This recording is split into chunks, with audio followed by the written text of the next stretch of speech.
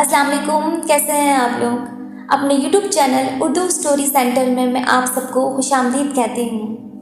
وہ دن اچھی طرح یاد ہے جب میں 7 برس کی تھی اور اسکول جایا کرتی تھی۔ اسی اسکول میں فیاض میرے ماموں کا بیٹا بھی ہمارے ساتھ پڑھا کرتا تھا۔ پھر وہ لوگ شہر سے گاؤں چلے گئے۔ اب صرف گرمیوں کی چھٹیوں میں ہی ملاقات ہوتی جب ہم چھٹیاں گزارنے نانی اماں کے گھر گاؤں جاتے۔ وقت گزرتا رہا، میں اور فیاض بڑے ہو گئے۔ اب جب فیاض سے سامنا ہوتا میں نظریں جھکا لیتی۔ وہ بہت ہی خوبصورت نوجوان کا روپ دھار چکا تھا اور میں اس سے شرمانے لگی تھی۔ بظاہر اس سے چھپتی تھی لیکن دل سے التفات برتنے لگی۔ ماموں جان شہر میں ملازمت کرتے تھے، گاؤں میں تھوڑی سی زمین پر گزارا تھا۔ کھیتی باڑی میں فیاض باپ کا ہاتھ بٹایا کرتا تھا، تبھی 8ویں کے بعد اس کو تعلیم چھوڑنی پڑی۔ گھریلو حالات کی وجہ سے وہ شہر آ کر ایک فیکٹری میں ملازم ہو گیا۔ 1 سال تک ہمارے گھر نہ آ سکا۔ ایک روز آیا تو امی جان نے بہت خوشی سے اس کا استقبال کیا اور خوب آؤ بھگت کی۔ میں اس کو دیکھ کر خوشی سے نہال تھی، جیسے برسوں کا انتظار ختم ہو گیا ہو۔ امی نے مجھے کھانا پکانے کی ہدایت کی اور خود اس سے باتیں کرنے لگی۔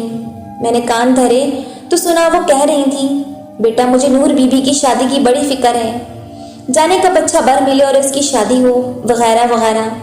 میں نے دیکھا وہ امی جان کی باتیں بڑے غور سے سن رہا ہے، جیسے کوئی کسی کا کہا دل کے کانوں سے سنتا ہے۔ وہ سمجھ گیا تھا کہ امی کیا پیغام اس کو دینا چاہتی ہیں۔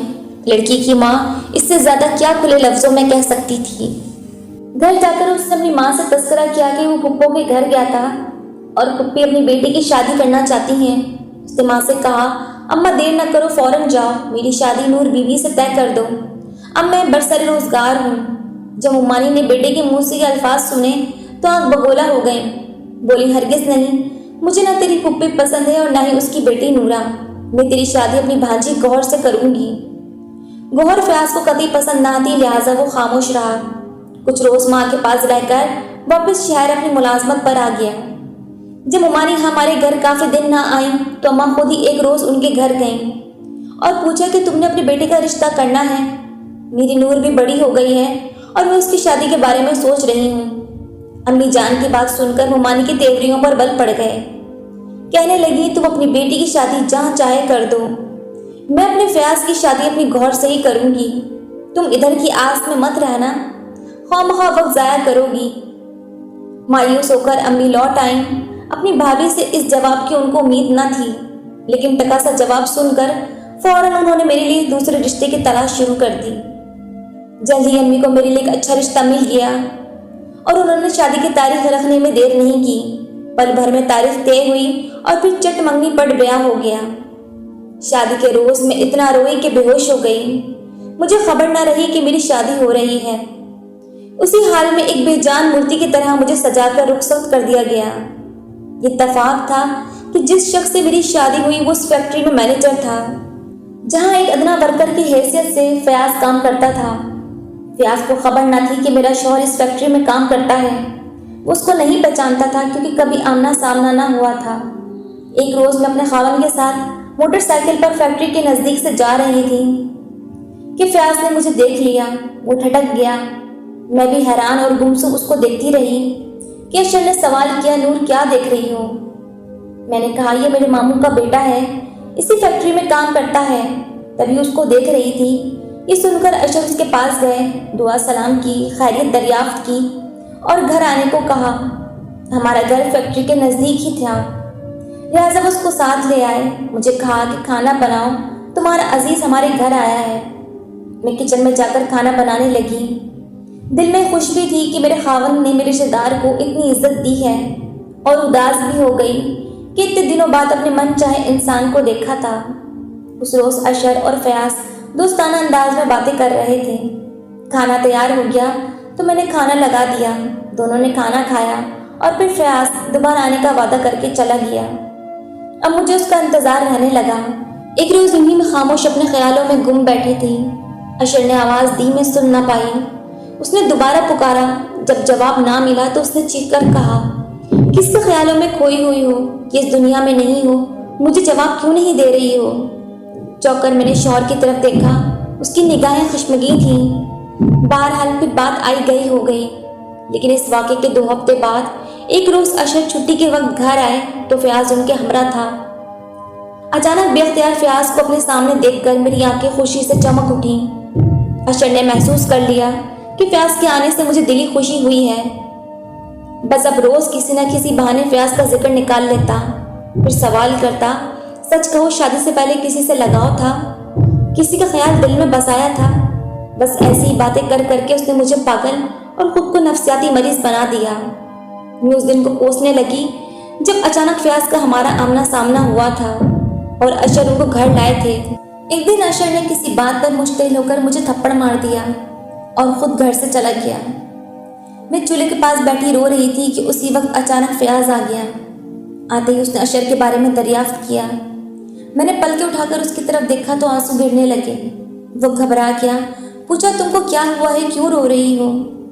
کچھ نہیں ہوا، میں نے جواب دیا، بس یوں ہی امی کی یاد آ رہی تھی۔ وہ اصرار کرنے لگا، سچ بتاؤ کیا بات ہے؟ اتنے میں میری سانس کمرے سے باہر آ گئی۔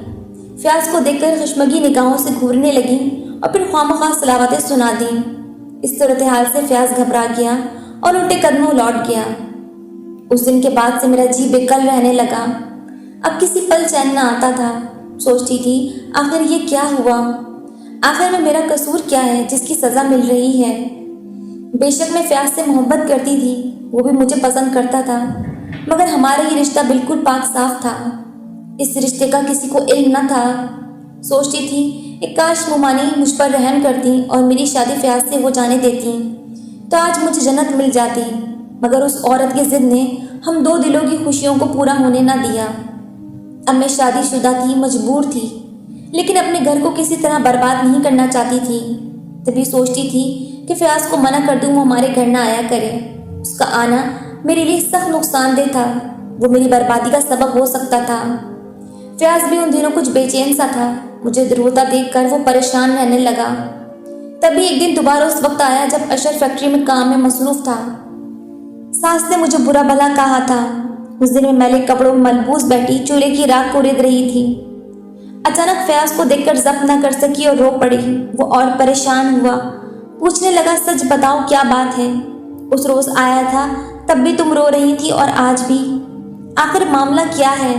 میں نے کہا بتایا کہ اشر اور اس کی ماں مجھ پر شک کرنے لگے ہیں، بات بے بات الٹی سیدھی باتیں کرتے ہیں اور برا سلوک روا رکھتے ہیں۔ وہ پاس پڑی چارپائی پر بیٹھ گیا اور کہا تم ان لوگوں سے فیصلہ لے لو، ایسی عزت بری زندگی کا کیا فائدہ؟ خدا کے لیے تم یہاں سے چلے جاؤ فیاض، میں نے ہاتھ جوڑ دیے۔ پہلے ہی تمہاری وجہ سے میری زندگی جہنم بنی ہوئی ہے، اگر تم بار بار آتے رہے تو سچ میں طلاق دلوا دو گے۔ اشر کو تمہارا یہاں آنا بالکل پسند نہیں۔ وہ کہنے لگا یہ اگر ظلم کرتے ہیں، تمہیں بے قصور طلاق دینے پر تولے ہوئے ہیں تو دے دیں، میں تمہیں اپنا لوں گا، تم فکر مت کرو۔ ظلم سہنے سے بہتر ہے کہ ان سے جان چھڑا لو۔ اب یہ باتیں ہو ہی رہی تھی کہ اشر آ گیا۔ اس نے فیاض کی یہ جملے سن لیے۔ وہ سخت طیش میں آ گیا۔ اس نے کہا فیاض تمہیں معلوم تھا اس وقت میں ڈیوٹی پر تھا تو تم میری غیر موجودگی میں یہاں کیوں آئے؟ اس کے ساتھ ہی اس نے پاس پڑی ہوئی لکڑی اٹھا لی اور مجھے بے تحاشا پیٹنے لگا اور بولا اصل میں تو تم ہی اس کے ساتھ ملی ہوئی ہو، میری غیر موجودگی میں اپنے عاشق کو بلاتی ہو، آج میں تجھ بچلن کو ختم کر دوں گا۔ یہ کہہ کر اس نے لکڑی پھینکی اور چھری اٹھا لی، مگر فیاض نے اس کا وار کو ناکام بنا دیا اور اسی چھینا جپٹی میں فیاض نے بچاؤ کی خاطر چھری کا وار کر دیا۔ چھری اشر کے پیٹ میں لگی اور جگر میں جا کر کھپ گئی۔ یہ پہلا وار اتنا کاری تھا کہ وہ زمین پہ گرا اور ڈھیر ہو گیا۔ یہ سب کچھ اتنا اچانک ہوا کہ میرے اوسان خطا ہو گئے اور آنکھوں کے سامنے اندھیرا چھا گیا۔ فیاض بھی بھاگنے کے بجائے چارپائی پر بیٹھ کر ہانپنے لگا۔ میری ساس نے شور مچا کر سارے محلے والوں کو اکٹھا کر لیا۔ لوگ فیاض کو پکڑ کر تھانے لے گئے، وہاں اس نے تمام احوال بتا کر اقرار جرم کر لیا۔ اس کو حوالات بھیج دیا گیا۔ پھر مقدمہ چلا اور اسے عمر قید ہو گئی، جبکہ والدین کی بھاگ دوڑ اور اچھے وکیل کی پیروی کی وجہ سے میں سزا سے بچ گئی۔ ساس نے مجھ پر بھی فیاض کے ساتھ مل کر قتل کا مقدمہ کروا دیا تھا، مگر تفتیش کے دوران ثابت ہو گیا کہ یہ سب اتفاق اور اختیاری صورتحال کا نتیجہ تھا۔